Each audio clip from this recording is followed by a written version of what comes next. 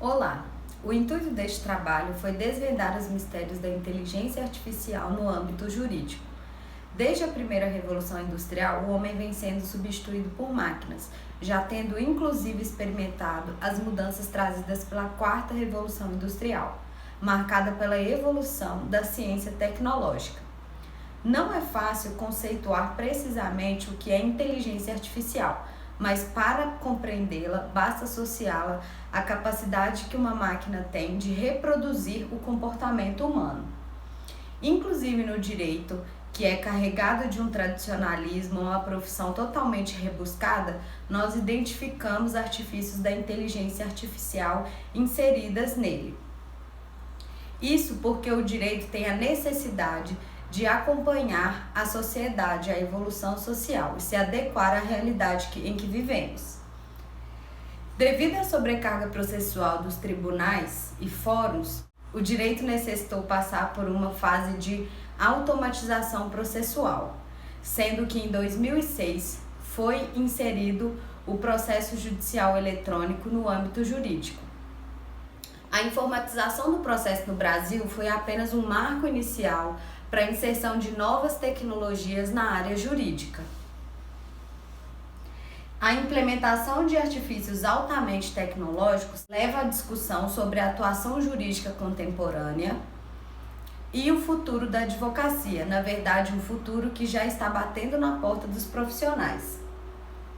Bom, para exemplificar a inteligência artificial inserida no direito, podemos citar um exemplo do robô Ross, que foi uma plataforma criada pela IBM, conhecido como robô advogado.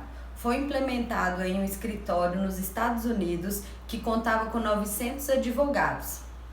O robô Ross se apropriou da atividade mecânica repetitiva daqueles advogados, realizando toda a tarefa repetitiva dos 900 advogados, de forma mais eficaz e eficiente.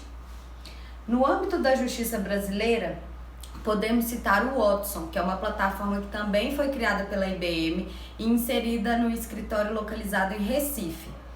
Também foi utilizado para funções repetitivas do advogado. A máquina realiza essas funções. E em relação ao preenchimento de dados, a média aumentou de 75% para 95%.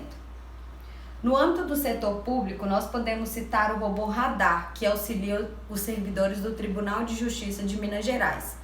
Além de realizar a indexação automática de processos, ele consegue identificar a qual tribunal pertence determinado entendimento. O Tribunal de Contas da União também conta com a robô Alice.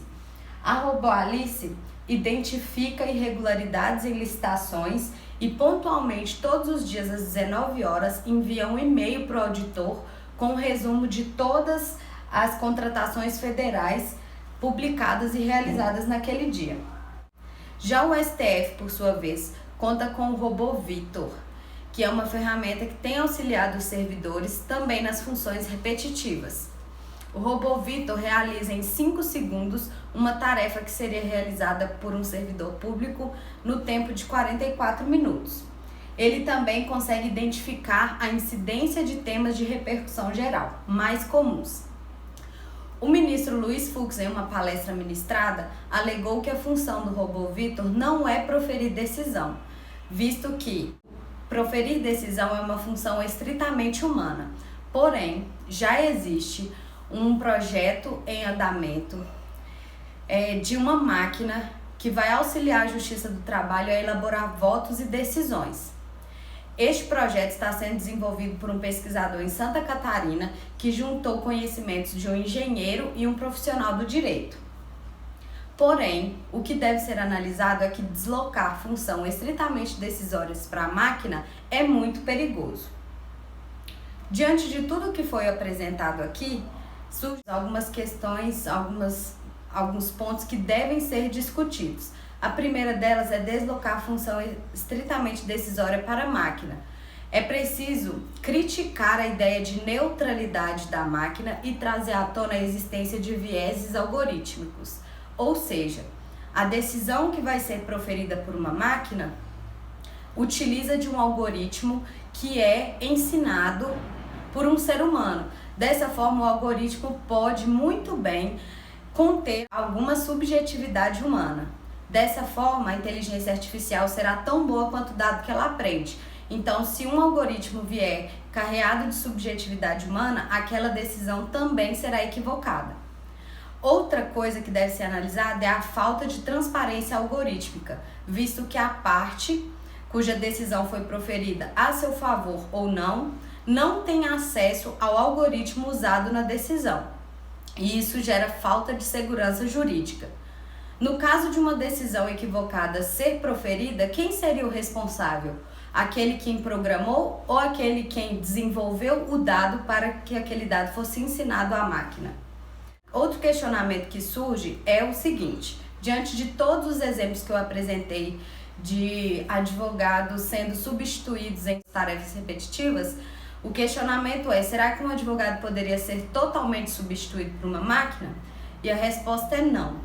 O advogado ele continua insubstituível em seu intelecto e em suas emoções. Isso porque a máquina não se relaciona, não possui sentimentos, então nunca veremos um robô indo até um tribunal realizar uma audiência ou sentar com o cliente debater determinado assunto. Nós nunca veremos uma máquina fazendo isso. Isso é uma função estritamente humana. E a própria Constituição prevê que o advogado ele é indispensável à administração da justiça. E dizer que o advogado seria totalmente substituído um dia pela máquina seria inclusive relativizar o ius postulante.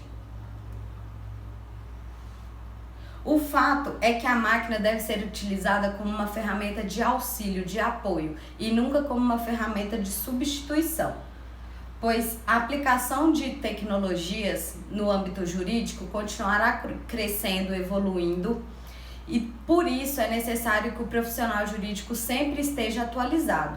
É necessário que ele sempre se aprimore nessa área e sempre agregue conhecimento, porque o direito já vive sua fase 4.0, que é marcada pela tecnologia no dia a dia do advogado.